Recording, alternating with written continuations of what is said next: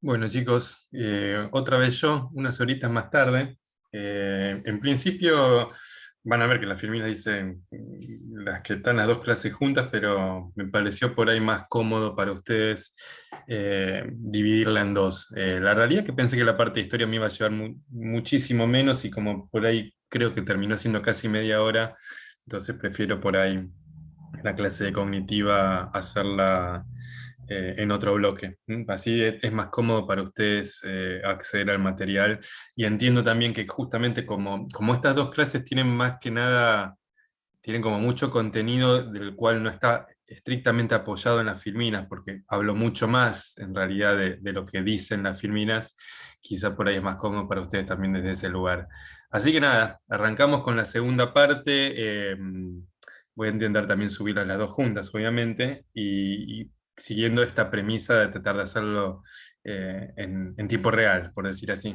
Así que bueno, no corto, sigo hablando y bueno, esperemos que no me lleve demasiado tiempo, así no es tan pesado para ustedes.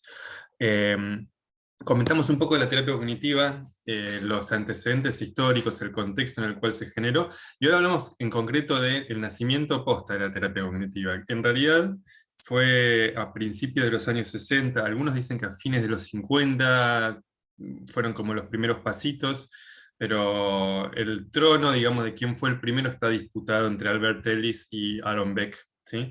Eh, Ambos ya fallecieron. Ellis, no me acuerdo hace cuánto, pero Beck fue hace muy reciente. Eh, Ambos está todavía como en disputa de quién fue el primero, aunque los datos parecen indicar que quizás el primero fue Ellis, pero ambos, cada uno por su lado, parece ser desconociendo un poco el trabajo del otro, llegaron a un planteo muy similar. Eh, Esencialmente que la idea que hay algo dentro de esa caja negra que media el estímulo y la respuesta, y ese algo es un fenómeno posiblemente mental, ¿sí? O sea, básicamente esa era como eh, la gran propuesta, y eso mental no era inconsciente, lo cual lo separaba de lo que era el psicoanálisis, ¿sí? Que dicho sea de paso, porque por ahí a veces eso está como medio mal difundido. Tanto Beck como Ellis provenían del psicoanálisis, ¿sí? O sea, de hecho su formación fue psicoanalítica. De hecho, las primeras conferencias de Ellis, tanto como de Beck, básicamente son conferencias que tienen una apoyatura psicodinámica en lo que dicen. Después fueron desarrollando justamente a principios de los 60, años 61, 62, empiezan como las primeras tímidas aproximaciones a lo que es después la terapia racional emotiva. Y creo que Belli la habló primero de terapia racional, después la rebautizó terapia racional emotiva, y después creo que le cambió de nombre de vuelta, terapia racional emotiva y algo más, no me acuerdo ahora el nombre, pero bueno. La gran diferencia entre ambos también tiene que ver, si bien los planteos son similares, por ahí los planteos de Ellis eran como mucho más vehementes, por decir así. Él hablaba de que esencialmente, como había una manera errónea de pensar, una manera acertada de pensar, eh, y plantea la terapia como, bueno, como una forma de superación del pensar irracional, por decir así. Ellis, a diferencia de Beck, hizo un camino distinto en cuanto a la difusión. Él, fundamentalmente fue por el lado de la divulgación, ¿sí? Y dio muchas más conferencias y de repente escribió muchos más libros de autoayuda, tuvo una presencia como más comercial, si se quiere. No es que Beck no la tuvo, pero Beck en realidad priorizó fundamentalmente la parte académica, ¿sí? Y básicamente el estudio de la eficacia de la terapia cognitiva y de alguna forma el modelo cognitivo validado a través de la empiria. Así que en definitiva Beck hizo como un camino un poco más académico, y Ellis hizo un camino más de divulgación. Si bien hoy por hoy ambos tienen su mérito y su reconocimiento, bueno, hicieron caminos como un poco distintos. Las propuestas generales son muy parecidas, así que la realidad es que no hay nada que objetar desde eso, no es que alguien dice algo muy radical. Posiblemente si tengas a alguien que está formado en una de las dos, o sobre todo en la escuela de élite, te va a decir que quizás hay diferencias, pero entiendo yo que son sutiles esas diferencias. Nosotros, por supuesto, creo que ya lo aclaré, pero lo subrayo nuevamente, vamos a estudiar fundamentalmente la terapia cognitiva beckiana, estándar, ¿sí? O sea, para poder saber las otras terapias más sofisticadas, que por ahí son más, qué sé yo, más atractivas para algunas personas por cómo cómo las plantean. Primero hay que ver esto, que es la base, ¿sí? Bien, ¿y la base dónde empieza? Ahora vamos. Empieza en una hipótesis psicodinámica, aunque parezca mentira. Los primeros pasitos de Beck fueron justamente eh, en la depresión, ¿sí? O sea, le interesaba como buen clínico que era aportar hacia un tratamiento para la depresión, y dentro de eso en realidad él planteó que mm, la depresión, el mecanismo detrás de la depresión era algo que tenía que ver con la hostilidad encubierta y la introyección del objeto, ¿sí? Ni hace falta que lo anoten, esto es irrelevante, ¿sí? O sea, es una hipótesis que él tenía, y para tratar de verificar esa hipótesis, había cuenta que Beck era un psicoanalista americano y por lo tanto propenso a interesarse en investigar lo que hacía, puso a prueba intentó poner a prueba esta hipótesis a través de una observación muy particular. Él observó los registros de los sueños de los pacientes neuróticos depresivos, así llamados en esa época a la gente que tenía depresión, ¿sí? Entonces básicamente le pidió a la gente que anotara lo que soñaba, ¿sí? Y punto uno, no encontró esta hostilidad encubierta, esta introyección del objeto que provocaba la depresión. No lo encontró eso, y ahí creo que ya abandonó directamente la visión psicodinámica de la depresión, pero en cambio lo que sí encontró fue un patrón por demás de curioso, ¿sí? Ese patrón curioso era que básicamente el relato de cada sueño, ¿sí? La narración escrita de cada sueño de cada paciente neurótico depresivo, en realidad, a nivel contenido, por supuesto, eran todos contenidos distintos, pero a nivel de forma se parecía, porque básicamente Beck distinguió que había una suerte de patrón particular, y ese patrón él lo dio a llamar un sesgo. ¿Por qué? Porque básicamente vio que las personas veían la realidad de una manera muy particular, y básicamente esto es lo que dio el inicio al primer ladrillo de la teoría cognitiva básica, que es lo que se llamó la tríada cognitiva. ¿Qué es la tríada cognitiva? Es la visión negativa y sesgada del mundo, ¿sí? Del mundo y los demás en concreto, del sí mismo, del self, y del futuro, ¿sí? ¿Cómo es esto? Básicamente él descubrió que en estos relatos de los pacientes neuróticos depresivos, de los sueños de los pacientes neuróticos depresivos, aparecía una visión de sí mismo muy empobrecida, muy deficitaria, muy vulnerable, negativa en su esencia. Veía que el contenido referido al mundo era como un mundo muy amenazante, competitivo, despiadado, hostil, lo mismo que los demás, ¿sí? La percepción de los demás era como hostil y poco empática, poco contenedora. Básicamente un mundo inseguro y un mundo donde uno puede desconfiar más que confiar y sentirse seguro. Y una visión del mundo a futuro, una visión total y absolutamente desesperanzadora y gris acerca de el futuro, ¿sí?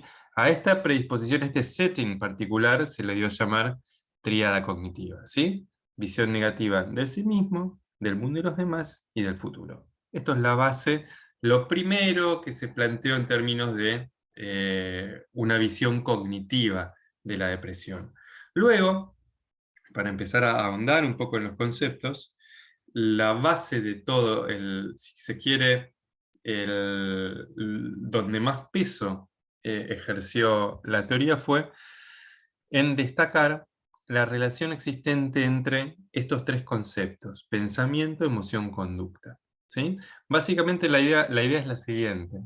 Sobre una situación X, las personas van a producir un significado, ¿sí? Van a simbolizar esa realidad de esa situación, de lo que esté pasando, y van a tener una reacción emocional y conductual, es decir, de la manera en que una persona interpreta determinado evento de la realidad, va a sentirse de una manera y va a actuar de una manera, ¿sí? En su libro ultra hiper famoso de la terapia cognitiva de la depresión, Beck da unos cuantos ejemplos. Yo siempre recuerdo el ejemplo de la demora en el cine, ¿sí? Que ya hace tantos años que lo doy el ejemplo que ya se me borró de qué texto lo saqué, porque por supuesto no lo inventé yo. Pero el ejemplo es el siguiente, es tan piola como para por ahí ver un poco cómo funciona la relación pensamiento-emoción-conducta. Supónganse que la situación es la siguiente. Empiezan a salir con alguien, tienen un par de citas, vamos a suponer, y vamos a suponer que la tercera cita es para ir al cine y llegaste, estás en la puerta del cine, 5 minutos demorado y la otra persona no aparece. Esa es la situación, ¿sí? O sea, la situación es la realidad independientemente de la interpretación. Cualquier persona externa podría ver si sabe que vos te citaste con tu prometido, prometida a tal hora, sabe que posiblemente hay una demora, ¿no? Entonces, esa percepción, esa situación es la realidad. Vamos a poner las comillas necesarias. El punto es el siguiente. Si yo de repente tengo una predisposición a la depresión, posiblemente esa demora de 5 minutos la interprete como una señal ineludible y contundente de que esa persona no va a venir efectivamente y porque no me quiere, porque yo no soy suficiente para ella o él, ¿sí? Eh, por supuesto, si yo de repente pienso eso, o sea, pienso que básicamente esa demora significa que una vez más no me quieren, no me aceptan, me rechazan, no soy querido, por supuesto me voy a sentir muy triste, muy apesadumbrado, muy acongojado, y mi conducta asociada a eso posiblemente sea la de llorar. O, no sé, comprarme muchos chocolates en el kiosquito del cine y tratar de amedrentar un poco mi dolor a través de la ingesta de chocolates y tratar de provocarme algún nivel relativamente elevado de oxitocina. Puede ser. El punto es, si yo tengo una predisposición a la depresión, quizá lo interprete de esa manera. Ahora, ¿qué pasaría si yo de repente tengo una predisposición a la ansiedad? Soy un tipo esencialmente ansioso. Y posiblemente esos minutos de demora, esos 5 minutos de demora, los interprete para un lado muy particular, para el lado de la tragedia, ¿sí? Es decir, para el lado de la catástrofe. ¿Qué pasó? Posiblemente a esa persona le pasó algo y ese algo es algo malo. Entonces esos 5 minutos yo lo puedo entender como que esa persona por ahí está en riesgo. Entonces, posiblemente si yo siento eso, mi emoción va a ser de mucha aprensión, ¿sí? Me voy a alterar y eventualmente mis conductas van a ser de un chequeo bastante intenso y frecuente y agudo de qué está pasando con esa otra persona. La llamaré por todos los medios posibles, trataré de ir hasta la casa corriendo, hablaré con la familia, etcétera, etcétera, etcétera. ¿Sí? O sea, conductas de tratar de cancelar esa sensación de peligro al averiguar qué pasó, ¿sí? Pero básicamente la situación es 5 minutos de demora. Si por el contrario no tengo una tendencia hacia la depresión ni hacia la ansiedad particular, pero sí hacia el enojo, soy una persona que le cuesta mucho el control de los impulsos porque básicamente me enojo mucho. Entonces por ahí esos 5 minutos de demora los leo y los interpreto desde otro lugar, ¿sí? Es decir, sí, también los puedo interpretar como algo negativo, pero no algo negativo en un sentido muy distinto, ¿sí? Porque posiblemente, si tengo una tendencia al enojo, voy a pensar que esa demora o voy a interpretar que esa demora es el ejemplo más gráfico posible de la falta de respeto del otro hacia mí por la demora en sí mismo. Y posiblemente lea eso y al leer eso sienta un calor en el cuerpo muy fuerte, una sensación de enojo muy marcada y eventualmente por ahí también ejerce una conducta de búsqueda, pero no necesariamente para decirle palabras bonitas a esa persona, ¿sí?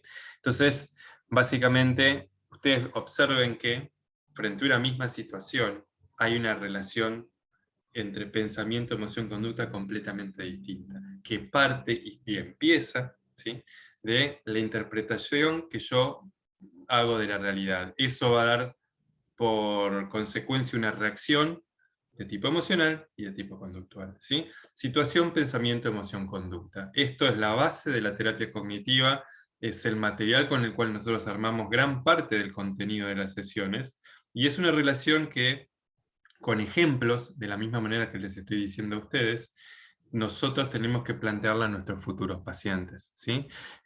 Cuando hacemos ejercicios y hacemos lo que se llama socializar el modelo, es decir, explicarle al paciente de qué va la terapia cognitiva, ahí da cuenta que es una terapia de corte psicoeducativo, después iremos a eso. Básicamente tenemos que justamente explicarle bien esta relación y dar ejemplos, y que el paciente nos pueda dar ejemplos de esto, como para que esto quede como súper en claro, ¿sí? La relación pensamiento, emoción, conducta. Bien, lo cual nos lleva a los supuestos básicos de la terapia cognitiva, ¿sí? ¿Qué son los supuestos básicos? Es lo que Beck plantea como: estas son las condiciones de posibilidad para que se dé la terapia cognitiva. Si yo no supongo que estas tres cosas están, no hay chance, no puedo hacer terapia cognitiva, ¿sí? Y estos tres supuestos son que las cogniciones son automonitoreables, ¿sí? Que existe una relación pensamiento-emoción-conducta, y que la patología va a ser leída como un déficit en el procesamiento de la información. Vamos por partes a cada una, ¿sí? ¿Automonitoreo qué significa? Significa una división de aguas totales con el psicoanálisis. ¿Por qué?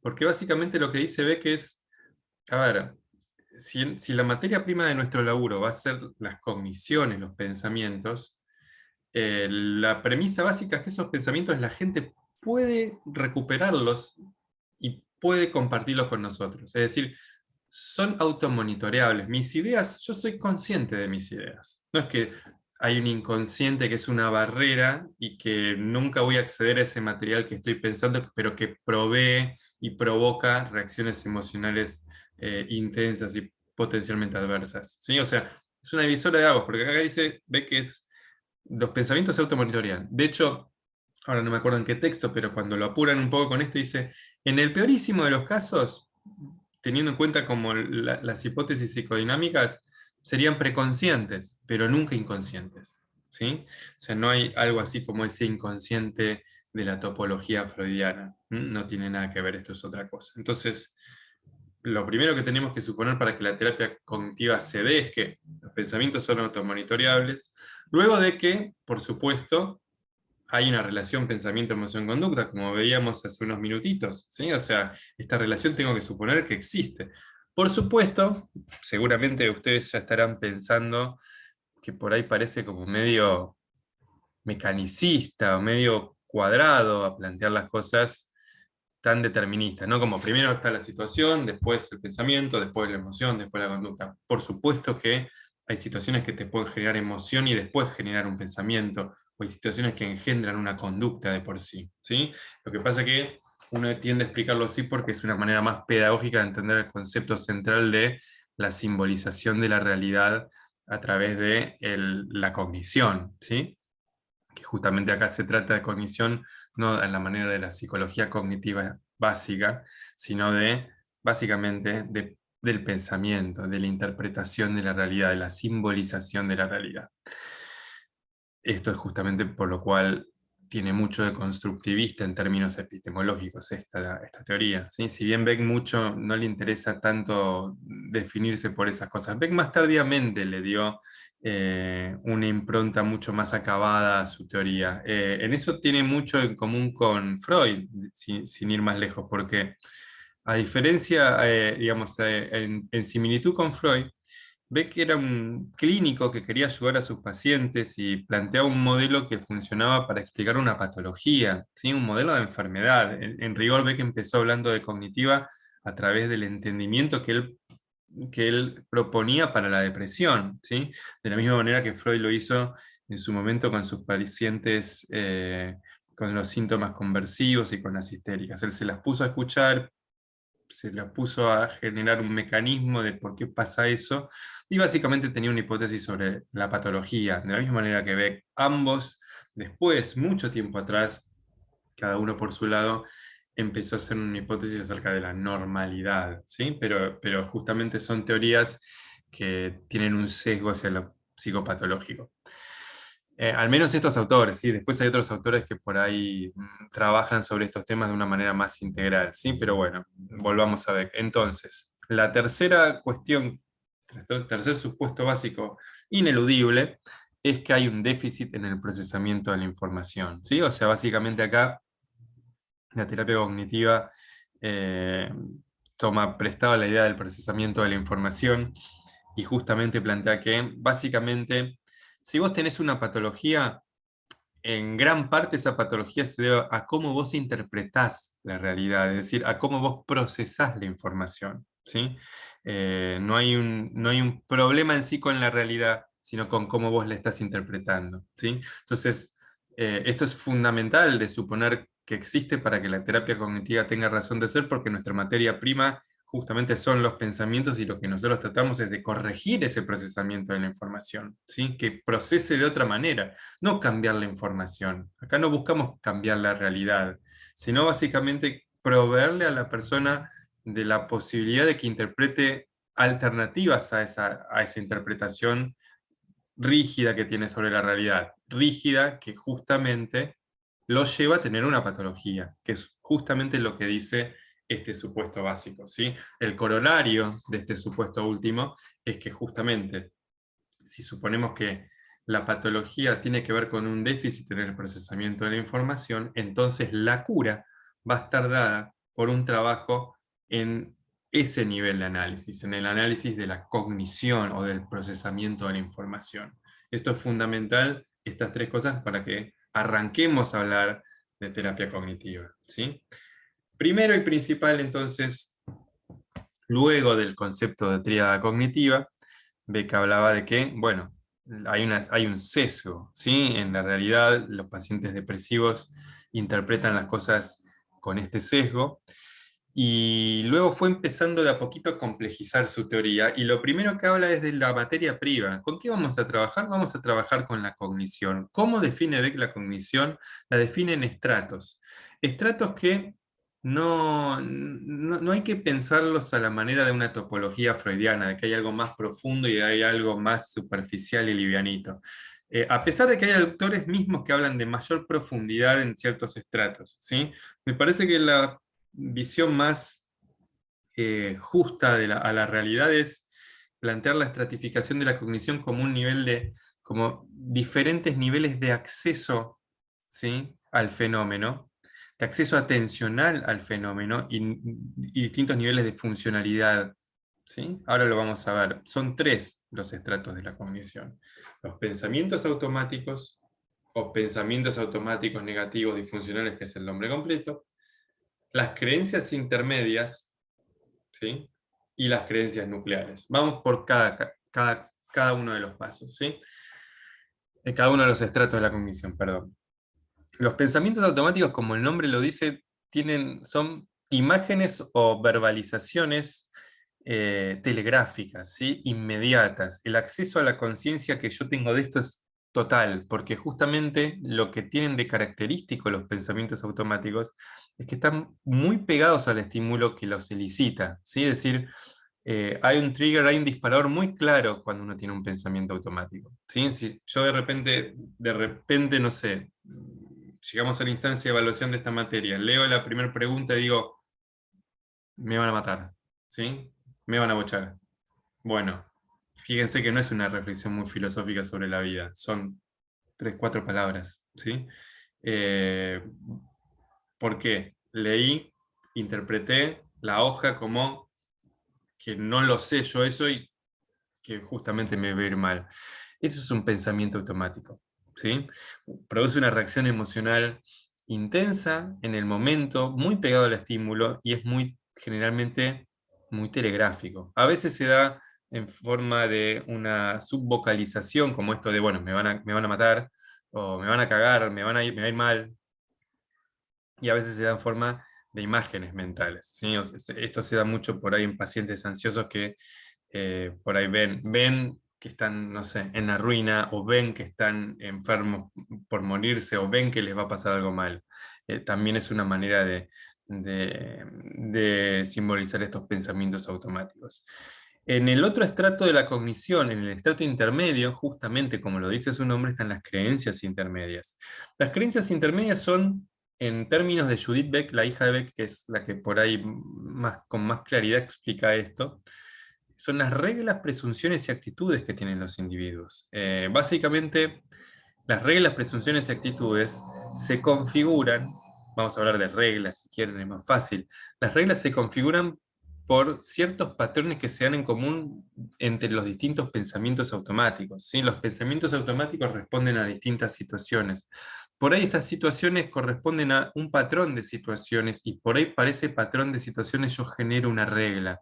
¿Por qué? Porque el ser humano tiene una capacidad heurística natural, ¿sí? Nosotros tratamos todo el tiempo, constantemente, de hacernos la vida más sencilla. ¿Cómo? Simplificando la realidad. Es por eso que por ahí hay un montón de cosas que las dejamos de percibir, que dejamos de prestarle atención y que las hacemos de una manera automática, ¿sí? Aquel que maneja, posiblemente si ya lleva unos años manejando, no esté siendo como potencialmente consciente de que está haciendo los cambios con el embrague y la palanca de cambios si tiene una caja manual, ¿sí? O si tiene una caja automática, no está siendo consciente de si está, digamos, soltando el acelerador, pisando el freno, sencillamente lo hace, ¿sí? De la misma manera que uno mira por los espejitos, ¿sí? O sea, uno no es que está mirando todo el tiempo y dándose la orden uno mismo de, bueno, para mirar. No, es como que uno lo hace naturalmente. ¿Por qué? Porque genera un heurístico, ¿sí? Básicamente uno reduce la complejidad de la realidad simplificándola a través de pasos y reglas comunes. Entonces yo por ahí que generé una regla, ¿sí? De que siempre miro por los espejitos cuando voy a estacionar y listo, ya está, ¿sí? Eso es una regla. Por supuesto que cuando hablamos de reglas disfuncionales, hablamos de reglas que justamente las seguimos sosteniendo pero no nos sirven mucho, o justamente pensamos que nos sirven pero no nos sirven, ¿sí? Por ejemplo, no sé, la regla de tengo que sacarme 10 en todo. Si sostengo esa regla, posiblemente viva mi vida académica, por ejemplo, con un nivel de exigencia fuerte, y vivan todo el tiempo con el riesgo de por ahí bajonearme muy fácilmente cuando no se cumple esa regla. Hay muchos autores que a veces hablan de, si no se cumple la regla, lo que pasa generalmente te revela un poco el contenido de lo que es la creencia nuclear, que es el próximo estrato, ¿sí? El último. Si bien las reglas tienen una estructura ya un poquito más elaborada que el pensamiento automático, que es telegráfico y fugaz y veloz, las creencias intermedias tienen un formato generalmente condicional, ¿sí? Si pasa tal cosa, entonces tal otra. Son las reglas que generalmente todos nos generamos, ¿sí? Todos tenemos reglas, y por ahí podría haber, yo sé que no estamos en vivo, pero podría venir la pregunta mientras ustedes están escuchando esto pero todas las reglas no son malas, sí, claro, obvio, de la misma manera que todos los pensamientos automáticos no son malos, ¿sí? Pero recuerden, chicos, que acá estamos hablando de la terapia cognitiva básica, y la terapia cognitiva básica se modeló a través de la depresión, ¿sí? Es decir, es un modelo cognitivo, un modelo de psicopatología para entender la depresión. Después, la terapia cognitiva se extendió al reinado de muchos otros trastornos mentales, ¿sí?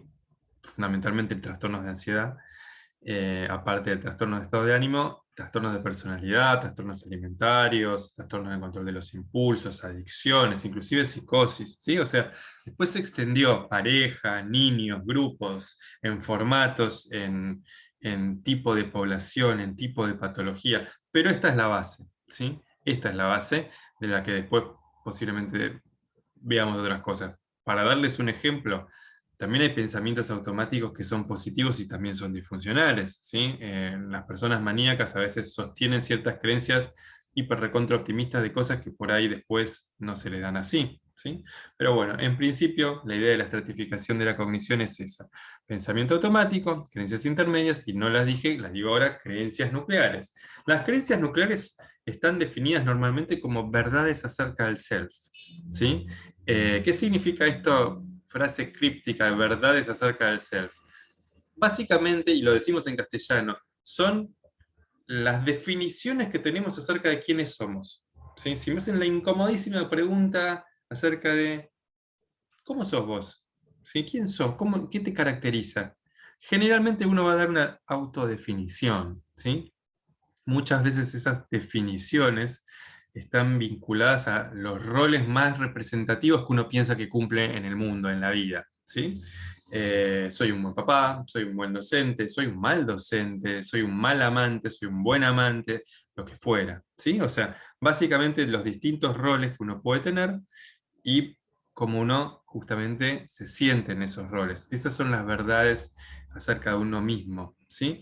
A veces pueden no ser roles, puede ser por ahí la creencia más pura y dura de soy débil, soy vulnerable, soy en realidad un fracaso, ¿sí? Por supuesto, como ustedes pueden intuir, son verdades acerca de uno mismo negativas, ¿no? O sea, son definiciones que uno tiene en el fondo, y de vuelta caigo yo en el mismo problema que les dije que no caigan ustedes, ¿no? No es una topología, no hay un fondo, pero las verdades, por eso se les dice verdades, como son definiciones que uno porta y que estructuran la personalidad de cada uno, tienen un carácter de implícito, o sea, uno no está como muy consciente de que tiene estas creencias nucleares. No es que no las pueda recabar si uno de repente hace el ejercicio, ¿sí? De hecho, en terapia cognitiva de la depresión hay una técnica puntual que sirve para elicitar, ¿sí? Creencias nucleares, que es la técnica de la flecha descendente, en donde vos le preguntás a la persona cuando te exhibe un pensamiento y qué significa eso para vos, ¿sí? Y de repente, una vez que van dando significado a las cosas, de repente le seguís preguntando e ir bajando a, a niveles de abstracción cada vez más grandes, ¿sí? Y bueno, ahí generalmente se llega a la abstracción más general, que justamente a veces es la creencia nuclear o una de las creencias nucleares. No es que las personas tienen una sola creencia nuclear a la cual hay que llegar a bucear y rescatarla y se resuelve todo. A veces hay muchas creencias nucleares, ¿sí?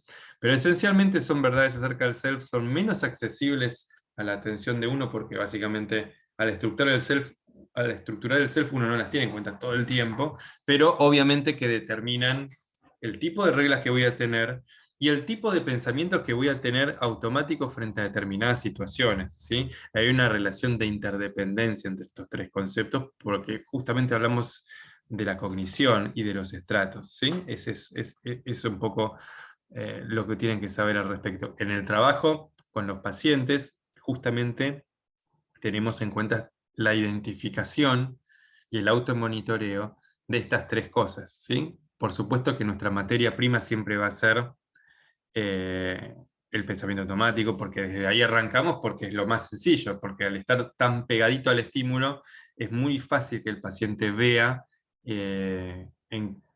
cuando se angustió, qué le pasó, qué pensó. ¿Sí? A veces mucho, uno lo hace a veces mucho en la terapia, estar como súper atento en las primeras entrevistas al lenguaje emocional del paciente, ¿no? O sea, por ahí estar contando algo, quiebra la voz, o llora directamente, o esconde la mirada, o de repente sentís que le tiembla el labio, o hace un gesto, digamos, ahí le puedes preguntar, ¿qué piensas, qué pensaste en este momento? ¿Qué pasó por tu cabeza? Y ahí, pues, si el paciente ya generaste un ámbito de confianza, donde se puede dar una alianza terapéutica copada, ahí por ahí te dice un pensamiento automático inmediatamente, ¿sí? Puede por ahí decirte una regla, una creencia intermedia, pero es más raro. Generalmente es más fácil acceder a los pensamientos automáticos. Bien, sigamos. Noción de esquema. Noción de esquema, esto está muy raro en algunos textos porque justamente Beck a veces mismo habla de esquemas cuando en realidad habla de creencias. Yo les comento un poco cuál es la diferencia y la relación entre conceptos. Básicamente esto viene de la idea de que en realidad a Beck le planteaban, bueno, señor Beck, si usted de repente dice que cura a las depresiones, ¿cómo puede explicar que la depresión es una enfermedad recidivante? Es decir, que va y viene. Si supuestamente vos llegás a trabajar los pensamientos automáticos, trabajás después las reglas del paciente, llegás a las creencias nucleares y las trabajás, ya está, esa persona no se puede deprimir más. Y a lo cual Beck dice, sí, eso es correcto, pero lo que pasa es que los esquemas se vuelven latentes, se vuelven impermeables, y hay momentos en donde se cierran, justamente, ¿sí? Ahí empezó a hablar de esquemas. En realidad él estaba hablando de creencias nucleares, pero ahí empezó a hablar de la idea de que a veces el trabajo del terapeuta es mantener cierto nivel de malestar, porque a veces, muchas veces, y eso les va a pasar si ustedes atienden el día de mañana, hay pacientes que de repente están muy mal y a las pocas sesiones tienen una recuperación que parece ad integrum, parece que están re bien, y ya es como que están dejando la terapia o trivializando ya el orden de los temas. A veces es una reacción defensiva, porque básicamente el paciente ya se siente objetivamente bien, pero no trabajó lo que generó el malestar que lo llevó a consulta. Se está protegiendo de tocar esa idea, porque para que si ya se siente bien, lo cual es muy razonable de hacerlo, y por eso a veces es tan importante explicarle a los pacientes de qué va este tipo de terapia, y que justamente va a haber momentos de mucho malestar, porque son los momentos en donde por ahí llegamos a puntos más íntimos, más de autodefinición, de estas verdades acerca del self, y que justamente hay que trabajarlas para que justamente no pueda ocurrir después la posibilidad de que haya una recaída, ¿sí? Esto es relativo, en el caso de algunas patologías es más relativo que en otras, así que nada, Beck siempre tuvo el convencimiento de que se podía. Hay algunos autores que lo discuten más, o discuten que por ahí en algunas patologías de personalidad o más crónicas esto no es tan válido. Pero bueno, volvamos un segundo al concepto de esquema, porque después hay una diferenciación, porque no son lo mismo. Los esquemas son los modos de organización de la realidad. Los modos de organización de la realidad tienen distintas modalidades, valga la redundancia, modalidades afectivas, fisiológicas, motoras, moleculares, cognitivas, ¿sí? Por ejemplo, si yo de repente salgo caminando por la calle y me cae un coco en la cabeza, posiblemente voy a recepcionar eso no de manera cognitiva. Me va a doler la cabeza porque me pegó un coco, ¿sí? O sea, estoy organizando la realidad desde una modalidad sensorial muy, muy clara, muy manifiesta, no cognitiva, ¿sí? De la misma manera que si yo de repente tomo un psicofármaco, vamos a suponer que tomo un antidepresivo, y va a haber un efecto de concentración de adrenalina y noradrenalina en el espacio intersináptico, es decir, va a haber una operación en la realidad a nivel molecular que va a producir un efecto, entre otras cosas, a nivel comportamental. Quizás yo me sienta mucho más activo a las 2 o 3 semanas de tomar ese fármaco. ¿Por qué? Porque hay una activación de un esquema, pero a nivel molecular. Bien, ¿por qué les digo esto? Porque la modalidad cognitiva, ¿sí?, de activación de los esquemas es lo que se llama las creencias nucleares, ¿sí? Entonces, si me preguntan cuál es la diferencia, cuál es la relación entre esquema y creencia, los esquemas son modos generales de organización de la realidad. Tiene cada uno distintas modalidades: sensorial, afectiva, comportamental, molecular, cognitiva. La manera cognitiva de organizar la realidad es lo que se llaman las creencias nucleares, ¿sí? Es una relación de inclusión entre esquema y creencia. Esquema es algo mucho más general y abstracto, porque comprende otras maneras de asimilar la realidad que no son cognitivas, pero, no obstante, la manera cognitiva de procesar la realidad es lo que llamamos creencias nucleares, ¿sí? Más allá que ve que a veces va y viene y habla de esquemas y creencias casi como términos intercambiables, bueno, sepan que hay una diferencia, la diferencia es esa, ¿sí? Vamos al modelo de diátesis estrés ahora, que es un poco uno de los primeros pasitos que da Beck para explicar un poco la depresión.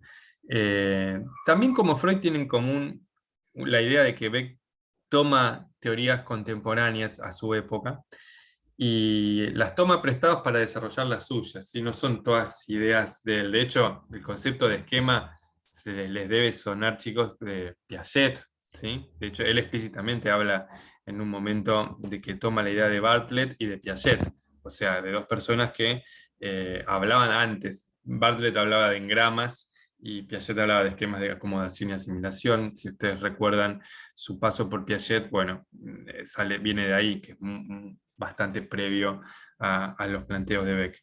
La noción de vulnerabilidad específica a la depresión es subsidiaria de la idea más fuerte de diátesis-estrés. Y la teoría del diátesis-estrés era una teoría acerca de la esquizofrenia de Zuckerman y otros autores. Ahora no me acuerdo de Zuckerman y eran unos cuantos más. Pero era una teoría contemporánea acerca de la esquizofrenia de los años 50, en donde planteaban básicamente la idea, hoy parece muy obvia, pero en ese momento no lo era, de que no cualquiera se vuelve loco, sino que para que vos te puedas volver loco, es decir, para que vos puedas tener un brote psicótico y eventualmente desarrollar un trastorno psicótico, tiene que conjugarse dos cosas: un ambiente esquizofrenizante y una predisposición mórbida o diátesis. De hecho, la palabra diátesis hace referencia a predisposición mórbida, ¿sí? Es decir, tienen que darse las dos cosas en conjunto. Por ejemplo, si vos tenés una carga genética, pero no tenés el ambiente que te enloquezca, no desarrollás una psicosis, de la misma manera que vos podés tener la carga genética, ¿sí? Perdón, no podés tener la carga genética y podés tener un entorno que te vuelve loco, pero que no te va a volver loco, ¿sí? No te va a sacar una esquizofrenia. Tienen que darse las dos cosas. Beck toma prestada esta idea y dice, hay una vulnerabilidad específica a la depresión en la medida que hay determinados estresores que, si son congruentes con el tipo de vulnerabilidad de cada individuo, hay una mayor probabilidad de que dé como respuesta una depresión, ¿sí? Esta hipótesis de congruencia entre estresor y esquema, acá él habla de esquema cuando en realidad son creencias, es una noción básica de la terapia cognitiva de la depresión, que es la primera vez que se plantea de esta manera y después se va a ir planteando de una manera más sofisticada, pero la idea permanece, ¿sí? Hay dos tipos de esquemas barra creencias, ¿sí? Con lo que yo les dije, ustedes pueden pensar que son más creencias nucleares que esquemas, pero bueno, ve que habla de esquemas sociotrópicos y de esquemas de autonomía. El esquema sociotrópico, básicamente tiene, la gente que tiene activo este esquema es gente que tiende a valorar lo social, lo gregario, estar en grupo, estar en compañía, rodearse de amigos, de parejas, de familia, y por lo tanto son personas que son sensibles a que se altere algo de ese orden, ¿sí? Eh, Cualquier alteración del funcionamiento social estándar de ese individuo, si tiene una vulnerabilidad más sociotrópica, va a dar que esa persona entre en mayor riesgo de deprimirse, ¿sí? Los esquemas de autonomía, por el contrario, tienen que ver con la valoración de lo individual, de lo egocéntrico en el buen sentido de la palabra, del cumplimiento de metas, proyectos y proyecciones personales, ¿sí? Esta gente justamente va a tener una mayor chance de deprimirse si de repente le toca un estresor que tenga que ver con esta temática, es decir, algo que implique una no consecución de un plan o proyecto o objetivo personal que tenga ese individuo, ¿sí? Por supuesto, esto no quiere decir que la gente no se pueda deprimir por, no sé, a ver, si yo tengo una vulnerabilidad sociotrópica y me echan del trabajo, por ahí me deprimo igual, ¿sí? El asunto de lo que habla Beck es de probabilidades de depresión. O sea, hay más chance de deprimirte cuando básicamente tu sistema de creencias es afectado por un estresor que es congruente, repito, con ese sistema de creencias. Él habla de una manera muy, si quieren, muy simplista de esquemas de autonomía, esquemas de sociotropía, como si solo esos dos esquemas hubiera, ¿no? Pero básicamente la realidad es que, de vuelta, con el mismo ejemplo, si me echan del trabajo y tengo una predisposición, un esquema más sociotrópico, tengo menos chance de deprimirme, salvo que mis amigos estén en mi trabajo. Entonces ahí sí tengo más chance de deprimirme. Entonces, todo tiene que ver cómo uno interpreta justamente el estresor y el tipo de vulnerabilidad previa que uno tiene. Antes se creía como que tenías una u otra, o eras sociotrópico o eras autonómico. Hoy por hoy las investigaciones demuestran que la realidad es un toque más compleja de cómo la plantea Beck, y pareciera como que en realidad hay una activación de determinados tipos de esquemas en función de determinados momentos o ciclos de la vida. Hay momentos en donde por ahí uno es más propenso a tener una vulnerabilidad más sociotrópica, momentos en donde uno tiene por ahí una vulnerabilidad más tipo autonómica, ¿sí? O sea, tienen que ver con momentos vitales, el momento por ahí de formar una familia o de ponerse de novio cuando uno empieza a tener primeras inclinaciones de buscar pareja, uno está como por ahí más sociotrópico, otros momentos en realidad se relacionan con cuestiones más autonómicas, como por ejemplo cuando uno consigue un trabajo, el primer trabajo, o el trabajo que uno soñó, o de repente uno entra en una universidad, o se está por recibir. son momentos más de autonomía, ¿no? Donde uno valora más el logro personal. Tiene que ver mucho con los ciclos reales de la vida de cada individuo, ¿sí? O sea que es difícil de medir en realidad.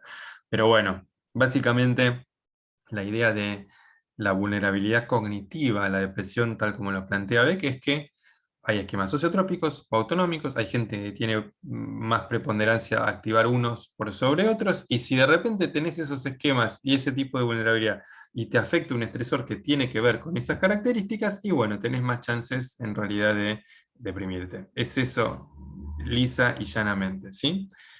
Bien, ahora sigamos. Ahí está, sociotropía, autonomía.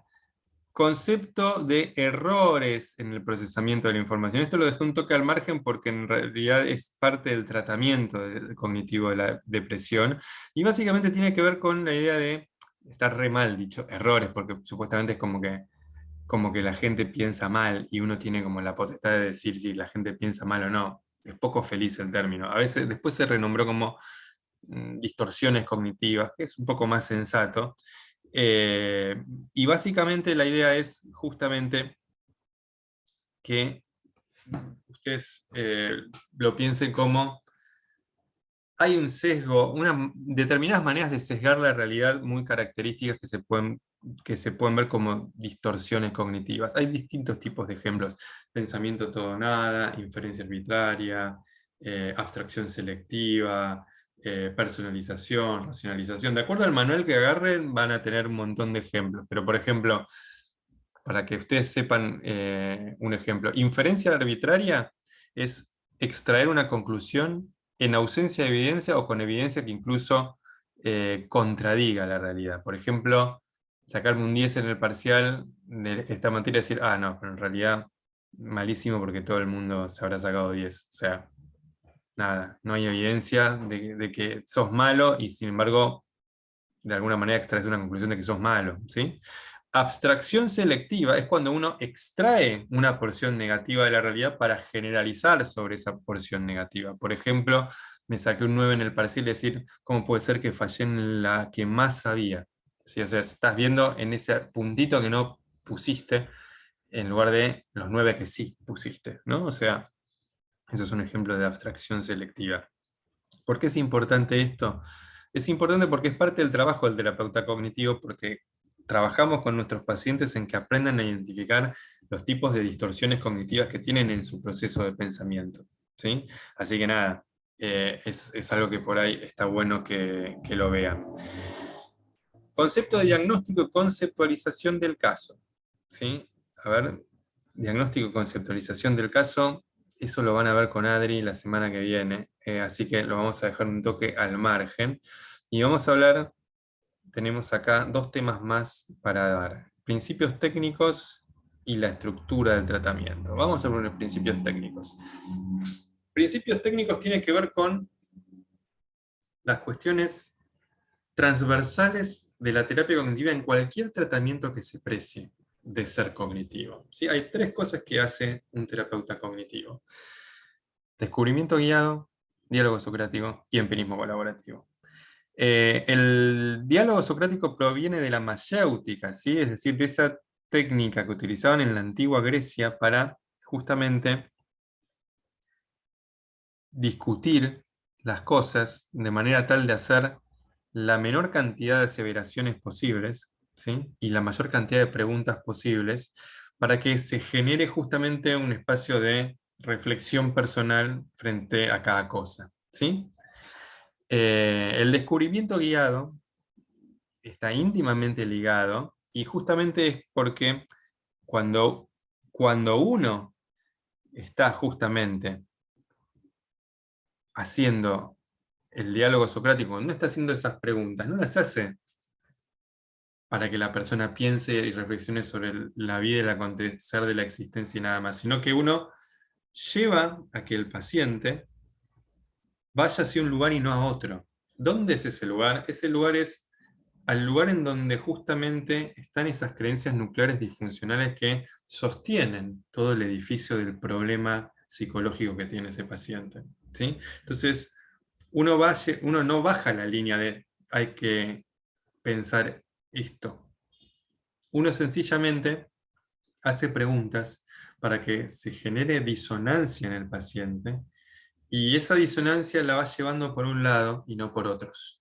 ¿Sí? Eso es el descubrimiento y a uno lo va ayudando a que el paciente vaya al lugar en donde puedas justamente discutir las autodefiniciones más problemáticas que tiene de sí mismo. ¿Sí? El empirismo colaborativo, por otra parte, tiene que ver con algo más propiamente técnico, si se quiere, que es justamente la manera explícita que tenemos los terapeutas cognitivos de elaborar la alianza terapéutica. Ustedes saben, y lo hemos visto en clases anteriores, que la alianza terapéutica es un factor común a toda psicoterapia, pero en terapia cognitiva se convierte en un aspecto técnico y en un factor específico porque trabajamos en la terapia, la alianza terapéutica de una manera muy particular. Y es justamente, le ponemos el nombre de empirismo colaborativo. ¿De qué va esto? El nombre te lo dice todo. Básicamente, vos cuando comenzás un tratamiento con un paciente, le planteas tu propuesta de trabajo. ¿La propuesta de trabajo cuál es? Es, vamos a trabajar en equipo, como si fuéramos un equipo de científicos, ¿sí? Y un equipo de científicos en donde, en lugar de tratar tus ideas como una realidad dada con su propio peso, vamos a trabajar poniendo todo en duda. Todos son hipótesis. Y todas las hipótesis tenemos que buscarle una evidencia que las apoye. ¿Sí? Es decir, vamos a trabajar como científicos, tratando de, justamente, no dar todo por sentado, sino que dar todo como que son interpretaciones de la realidad, hipótesis, que son construcciones mentales que hay que contrastar con los datos. Y los datos los vamos a ir a buscar en la evidencia, ¿sí? En la realidad misma. Esa es un poco la manera de trabajo del terapeuta cognitivo y la propuesta del laburo que vos haces, porque ustedes van a ver que hay una simetría en la terapia cognitiva, que al principio es mucho laburo del terapeuta, mucho hablamos, porque tenemos que decir un montón de cosas, y el paciente tiene que asimilar, es una instancia propiamente psicoeducativa y de mucho aprendizaje, y después al final del tratamiento se invierte casi todo eso, o sea, habla mucho el paciente y uno tiene un rol mucho más de monitoreo y de seguimiento y de bajo nivel de discurso, ¿sí? El empirismo colaborativo justamente es lo que permite eso. Primero, uno le expone el método de trabajo al paciente, después el paciente lo interpreta y ya está, arranca solo y uno va chequeando y corrigiendo cosas, ¿sí? Obviamente sería fantástico que sea tan sencillo como eso, pero bueno, es un poco la idea, ¿no? De más a nivel pedagógico de qué trata el empirismo colaborativo. Luego, detalles técnicos para que sepan y después arrancaremos con los pasos del tratamiento, ¿sí? Me parece que voy a decir esto y voy a cortar después, porque después dar el tratamiento, me parece que por ahí estaría más copado darles directamente el tratamiento de la depresión después, todo concreto, pero vamos por partes. Voy a dar esto y después, yo creo que igual ya tenemos una duración razonable de tiempo, así que para que no se les haga muy tedioso. Cantidad de sesiones normalmente son entre de 10, 12 a 25 sesiones es lo normal de hacer en terapia cognitiva, sobre todo en terapia cognitiva de la depresión. Por supuesto, hay tratamientos que se extienden mucho más y eso a veces tiene que ver con la patología, ¿no? O sea, es creo que medio impensado que un tratamiento de una fobia, por ejemplo, dure 12 sesiones, a veces dura una sesión o dos sesiones, sobre todo cuando puedes exponer al paciente y listo. Y también es medio raro e improbable que, por ejemplo, una depresión crónica solo dure 12 sesiones. Habitualmente llevan más de 40 sesiones ese tipo de tratamientos. Duración de las sesiones es también un tema con mucha variabilidad. ¿Sí? Hay sesiones de... Lo normal es pensarlo en 40, 45 minutos a una hora, algunos hacen una hora y media. Normalmente 40, 45 minutos a una hora es lo más común. Foco. El foco justamente se hace en los problemas del paciente, es decir, en el contenido cognitivo. ¿Sí? En principio, la terapia cognitiva estándar básicamente va a tener que ver con la discusión de las ideas. ¿Sí? Las terapias cognitivas de tercera generación, de tercera ola, discuten más los procesos y los mecanismos. Lo vamos a ver eso más adelante, pero hay un shift, hay un cambio de el foco en el contenido, tipo, bueno, vamos a analizar tus pensamientos, tus distorsiones, si, cómo operan a nivel de las creencias intermedias y nucleares, tus pensamientos automáticos frente a qué situación. Todo eso se pasa a un cambio que tiene que ver con aceptar los pensamientos, no ponerles un juicio, un rótulo, darte cuenta del rol que cumple la atención en eso. Pero bueno, eso es otro cantar, lo vamos a ver después cuando veamos otras terapias cognitivas, o mal llamadas cognitivas, pero otras terapias cognitivas friendly, por decir así. Después, hay historicidad. ¿Hay historicidad por qué? Van a verlo en algunos textos que dice eso.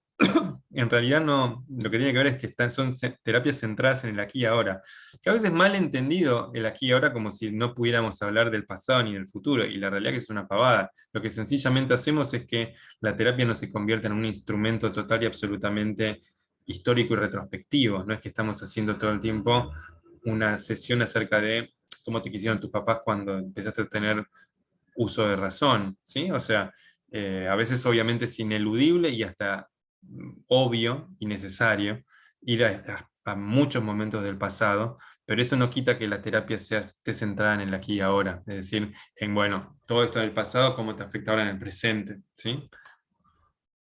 Método científico aplicado. La estructura del método científico aplicado es esto de, justamente que hablábamos cuando hablamos de empirismo colaborativo, ¿sí? Es decir, bueno, hay hipótesis, las ideas se tratan como hipótesis y vamos a buscar justamente una manera de buscar evidencia para eso, a través de experimentos, a través del diálogo socrático en sí mismo, a través de registros de pensamientos en donde el paciente mismo aprenda justamente a analizar sus propias ideas, la calidad de la evidencia que apoyan esas ideas, cosas así.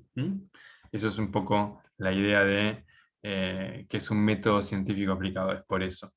Otro concepto que no les dije antes es el concepto de tareas, ¿sí? O sea, toda la terapia cognitiva tiene un gran desarrollo de técnicas comportamentales, el establecimiento de una agenda, ¿sí? Del orden del día, de organizarte, de hacer tareas y de dar feedback, son todas tareas, son todas actividades conductuales que sirven para potenciar el cambio a nivel cognitivo, ¿sí? O sea, eso ténganlo en cuenta. Las técnicas conductuales en terapia cognitiva se utilizan como un medio para un fin particular. El fin es el cambio en la cognición, ¿sí? Pero si parece que cambiar la conducta, se cambia la conducta.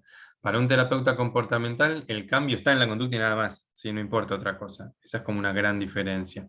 El establecimiento de tareas, entonces, nosotros lo usamos justamente para poner a prueba parte de lo que trabajamos en el transcurso de las sesiones y maximizar justamente la eficacia del tratamiento. Se sabe y está demostrado que si el paciente cumple con la tarea entre sesión, normalmente tiende a mejorar más rápido.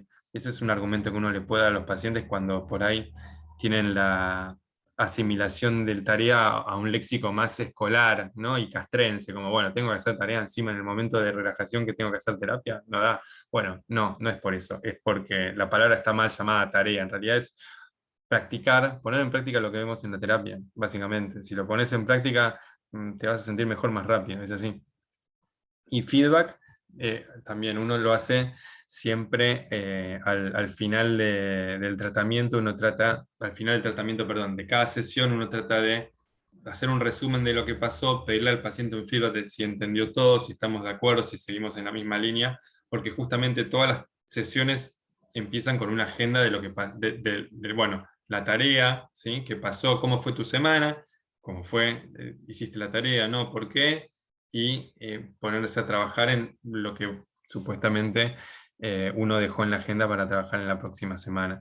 Eso es un poco la estructura del tratamiento. Los pasos del tratamiento, como les digo, entonces los veremos cuando empecemos con el tema del tratamiento específico de la depresión y para eso todos estos conceptos tienen que más o menos tenerlos asimilados. Y también cuando vean con André lo de conceptualización del caso, van a ver que la conceptualización del caso fundamentalmente es aplicar todo el edificio teórico de la terapia cognitiva al caso clínico particular, que obviamente se diferencia de hacer un diagnóstico en donde uno aplica los criterios operativos de un manual operativo de diagnóstico como el DSM-5, la CIE-11, uno aplica eso y uno básicamente tiene la idea cuando hace el diagnóstico de esta persona tiene este problema y yo puedo darle al paciente una psicoeducación sobre ese problema, pero no de por qué esa persona tiene ese problema. Para decir por qué esa persona tiene ese problema tengo que recurrir a una teoría, que el diagnóstico no me lo permite porque es pretendidamente teórico. Una teoría, en este caso una teoría cognitiva, con todos estos elementos que vimos en la clase de hoy, básicamente va a explicar por qué ese paciente, esa persona, tienen una depresión, porque justamente operan determinados antecedentes, determinado sistema de pensamiento, determinado tipo de vulnerabilidad, determinado intento de resolver el problema infructuoso o no, etcétera, ¿sí? Bueno, nos vemos la clase que viene, ven a Adri seguramente a dar conceptualización y después vuelvo yo a la carga con otras cuestiones que tienen que ver directamente con el tratamiento más específico de la depresión y vemos si podemos avanzar desde ahí un poquito más, ¿sí? Listo, chicos, nos vemos.